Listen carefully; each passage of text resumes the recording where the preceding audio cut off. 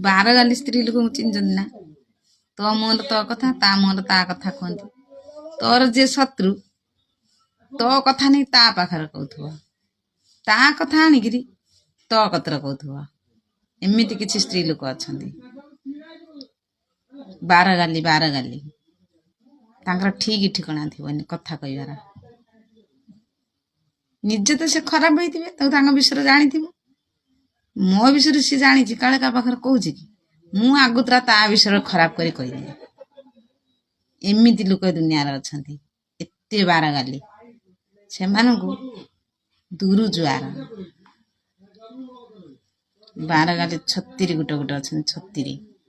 ଆଉ ଯୋଉମାନେ ବେଶୀ ଭଲେଇ ଦେଖେଉଛନ୍ତି ସେଇ ବାର ଗାଲିଙ୍କ ସାଙ୍ଗରେ ବେଶୀ ସତୀ, ଯୋଉମାନେ ସତୀ ଦେଖୁଛନ୍ତି ସେ ବାର ଗାଲିଙ୍କ ସାଙ୍ଗରେ ବେଶୀ ମିଶୁଛନ୍ତି।